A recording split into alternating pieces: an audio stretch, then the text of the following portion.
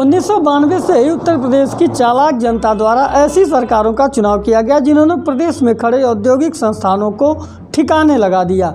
यहाँ तक कि पूर्वांचल की कई चीनी मिलों के नट बोल्ट भी ऐसे लापता हो गए जैसे गधे के सिर से। मनुवादियों द्वारा लगातार लिब्रांडुओं का किया जा रहा दमन शर्मनाक है। मनुवादी कभी अयोध्या, कभी मथुरा तो कभी काशी के बहाने लगातार लिब्रांडुओं को अपने निशाने पर लिए हुए हैं, जिससे साफ पता चल रहा है कि मनुवादी अक्सर रोज ही लोकतंत्र की निर्मम हत्या कर रहे हैं। ये बिक गई है गवर्नमेंट, अब गवर्नमेंट में कुछ नहीं है, तो सारे मिलके हमको पागल बना रहे हैं।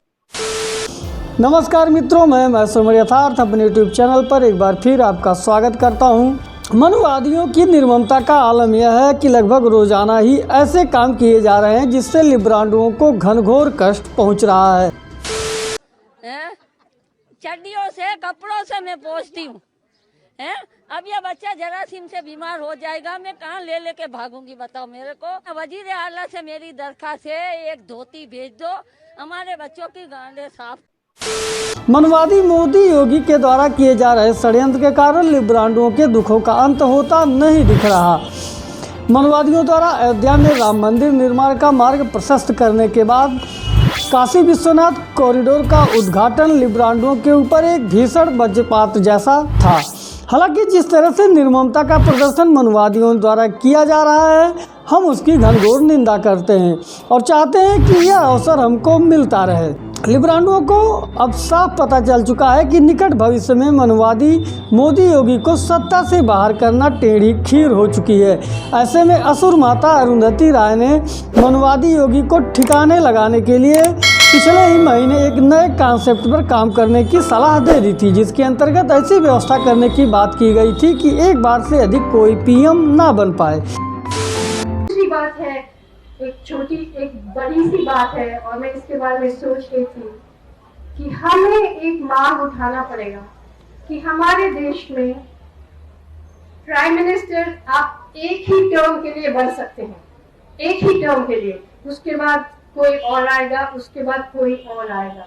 हम नहीं चाहते हैं कि ये महाराजा राजा का समय वो खत्म हो गया।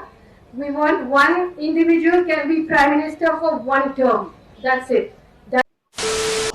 मनुवादियों द्वारा चलाए जा रहे तीर गंभीर घाव कर रहे हैं। मनुवादी मोदी योगी द्वारा संयुक्त रूप से रचे गए चुनावी चक्रव्यूह में विपक्ष उलझ कर रह गया है। यह निंदनीय है। भविष्य साफ दिख रहा है कि विपक्ष आखिरकार 2022 के साथ साथ 2024 के चुनाव में पुनः वीर गति को प्राप्त होने वाला है। व्यक्ति को कॉल किया है, वह अभी दूसरी कॉल पे व्यस्त है, कृपया प्रतीक्षा करें या कुछ समय बाद कॉल करें।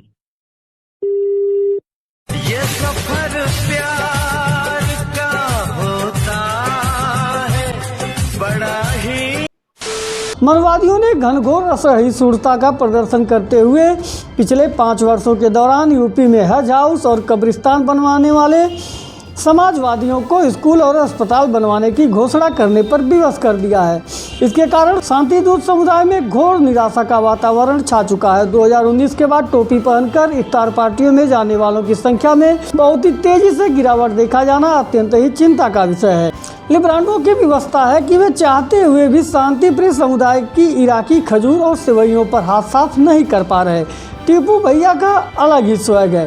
वो यूपी में विकास के कारण कम टोटी के बाद अब क्रेडिट को लेकर चर्चा में अधिक बने हुए हैं। आचार संहिता लागू होते ही उत्तर प्रदेश में चुनावी पारा हाई हो गया है। हालांकि मौसमी पारा 10 डिग्री सेल्सियस से नीचे चल रहा है। समाजवाद के मकर जाल ने संघियों के कई मंत्रियों और विधायकों को अपनी ओर आकर्षित किया है, क्योंकि समाजवाद और परिवारवाद दोनों एक दूसरे के पूरक हैं। यह सही भी है कि व्यक्ति की सबसे बड़ी जिम्मेदारी अपने परिवार का विकास करना है। इसलिए अगर स्वामी प्रसाद मौर्य जैसे नेताओं ने पाला बदल लिया है तो इसमें कुछ भी कोहराम मचाने जैसा नहीं है। लेकिन मनुवादियों द्वारा दलित, शोषित, वंचित स्वामी प्रसाद मौर्य को लगातार निशाना बनाना शर्मनाक है। मैं देश की जनता से जानना चाहता हूं कि क्या एक दलित, वंचित, शोषित मंत्री अपने बेटे के लिए टिकट नहीं प्राप्त कर सकता है?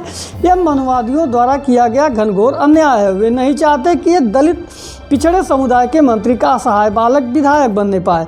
ऐसी हालत में समाजवाद ऐसे लोगों के लिए एक आशा की नई किरण के रूप में उभरा है। हालांकि ये अलग बात है कि टीपू भैया अपने भाई की पत्नी को नहीं संभाल सके, क्योंकि मनुवादी प्रवृत्ति के कारण वह भाजपा में शामिल हो गई। दूसरे के कष्टों का हरण करने वाले टीपू भैया अपने परिवार के कष्टों का हरण नहीं कर सके, इसीलिए चाचा और भजऊ दोनों ही बागी हो गए। लेकिन पश्चिमी उत्तर प्रदेश के दुर्दांत अपराधियों को समाजवाद ने अपने यहाँ शरण देकर यह सिद्ध कर दिया है कि समाजवाद मनुवादियों के षड्यंत्रों को कामयाब नहीं होने देगा।